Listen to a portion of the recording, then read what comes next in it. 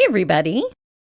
Today's video is going to show you how to make a sweet little slider. Even if you don't have interactive dies, you can use regular dies to create really super unique slider elements.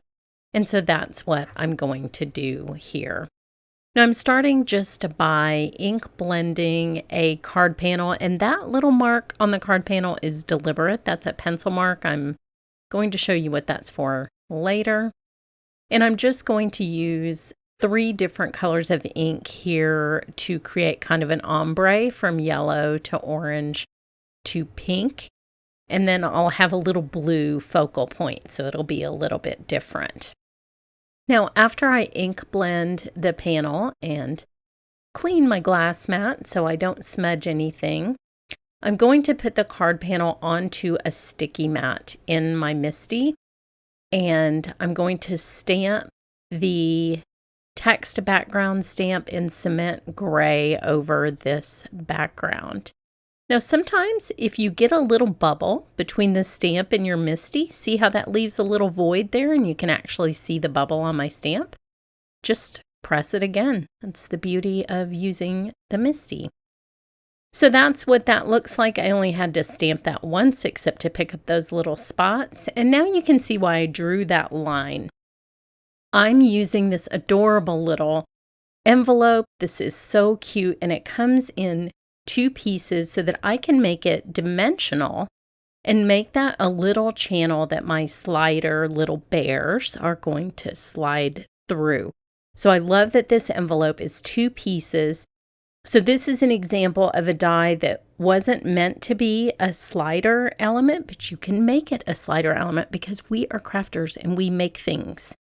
So see how that's dimensional? It's so cute all by itself, even without a slider. So here I have a little mock-up. I just have my little bears on a piece of tape, and then I have them on a die cut from an actual interactive die set. I'm going to use the little channel from the slider die set, and I'm going to use the little piece of paper that makes the bears go up and down that matches the channel, just because it makes it easier.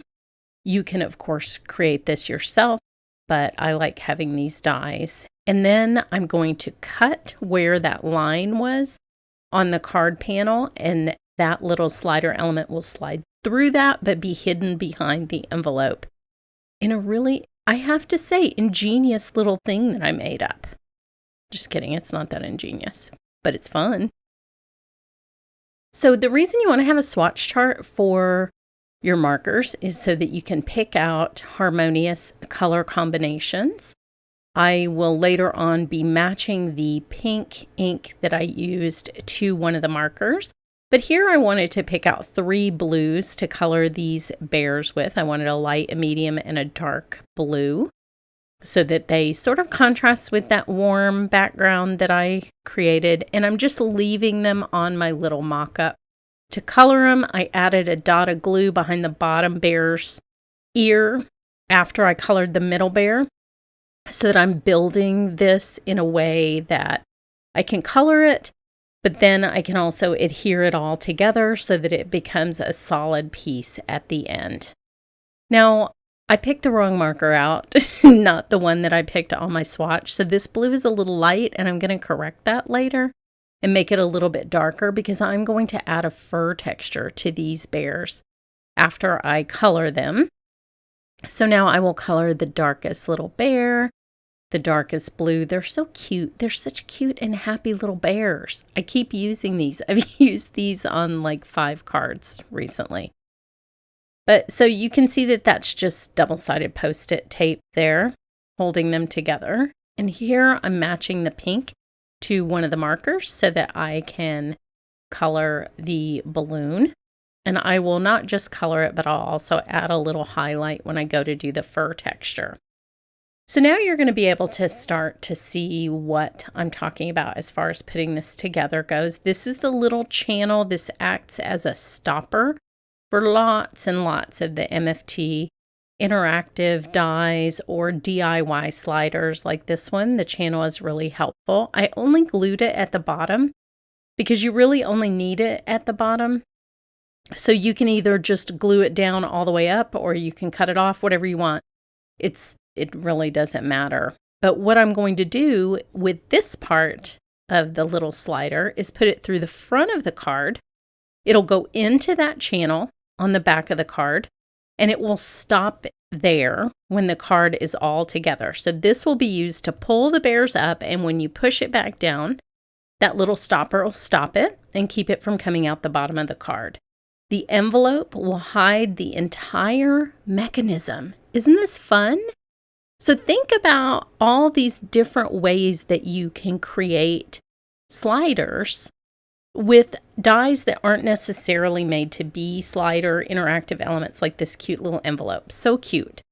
So think about the ways that your dies work together, and you can make anything a slider. I'm convinced of it. Anything. So here I'm just playing with the position of the bears. This top bear, he has this little balloon, so I marked where the top of that is on the little slider element so that when I glue it down and remove the tape that's holding them all together, I know where I want that little piece so that he can become the way that you pull the little slider element up. You're going to pull it up with the balloon, and I'll even stamp on it. So now I can remove the tape because I glued those little bears together, and we're going to glue them down to this stick, and then I'm going to trim around it so it really is just the bears. So they're sort of floating there without that white space in the background. It's so cute. So I'm just showing you that it goes exactly where it needs to go, just to the bottom of that channel. And then when you pull it up, it's going to pull up basically to the top of an A2 card, my little floating bear element. So cute. And we'll stamp pull on that balloon right there so that people, whoever gets this card, will know to pull that up. So now I'm just using a craft knife to start the process of cutting the top part of this little slider element away from the bears so that, like I said, the bears are kind of the floating pull tab for this little slider. I like this little pen style knife. You can use scissors, which I'm going to trim up the edges of this with after I've just kind of roughly cut it away. But you can also use scissors just to cut the cardstock away. What you'll want to do, and here I'm going to erase the little bottom positioning mark that I had before I glue the little bottom bear down. But what I like to do is use a liquid glue, and then you have a minute to sort of cut the extra cardstock away from the bears, because you can still kind of get your scissors underneath the edge like you see me doing here, and cutting away those excess pieces while that glue is still wet. For this reason, I just love, love, love liquid glue. I think it gives you so much flexibility. So I'm going to do the same at the top, just trim that away. These aren't even particularly sharp scissors. You don't really need like super sharp scissors or precise scissors to do this. Just use whatever you have. So now I have this one little section left next to this bear. So this is the point at which you want to make sure that you did add adhesive to all the bears, because they're really just stuck together over on that edge by that one little ear. So you want to make sure there's glue under that ear, and that was what you saw me do first. And then you leave the bottom part intact because that's what's going to slide into that little channel and hit that stopper. So now I'll take a white gel pen, and I'm just adding a little bit of fur to all of these bears. I love to do this on little critter images because it's easy. It doesn't really take any skill. I'm just making little vertical marks with a white gel pen. One way that you could also do it, and I've done videos on this, is after you do the white gel pen, if you want to take a colored pencil or a skinny marker that's a little bit darker than the color of your bear, then you can also put darker lines. So you have the white gel pen lines and darker colored lines, and that will add even more to the fur texture. But just the simple white gel pen adds so much to these little bears. So I corrected the color of that top bear. I realized that my white gel pen wouldn't really show up on that super pale bear on top. And so I colored him with the color that I should have picked out based on my swatch earlier. It's hard being old and blind, right? So look how cute those are up close. Just adorable little fat little bears. So I will finish up on this top bear, and I made each of their snouts a slightly lighter blue than the bear.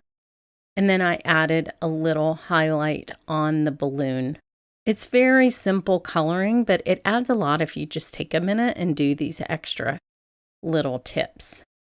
So now I have my floating whole element. You can slide that into our little 3-dimensional envelope. So cute. And see how that's going to be hidden behind that envelope. It's adorable. Who wouldn't want to pull 3 little bears and a balloon out of an envelope? Come on.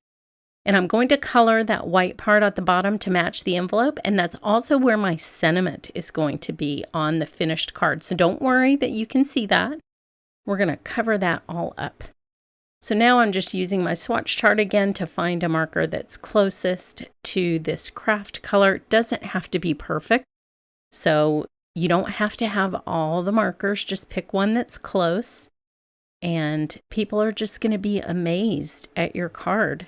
They're not going to notice if your marker doesn't exactly match your cardstock. So now we have the little matching tab that's going to slide in and out of there. Look how cute that is. It's like magic. And then you slide the tab in, and we are going to pull the little bears out. Now the bottom part matches. So cute. So cute.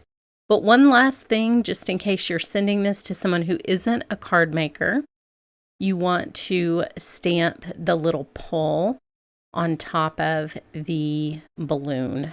So I'm going to position that on the pink little balloon, and then people will know that that's how they make this little magic work. And I will just stamp that in black ink. And with these tiny stamps, just press gently after you ink it. That way they don't spread out. I love this fine little font. So just have a very light touch for that, and you'll be real happy with the results of how clean that sentiment is. Look how cute these little guys are. What an adorable birthday card. I just love it so much. I could use these bears endlessly. So here's what it looks like in and out of the envelope. And then here is the finished card with the little birthday sentiment from this set. Thanks so much for watching.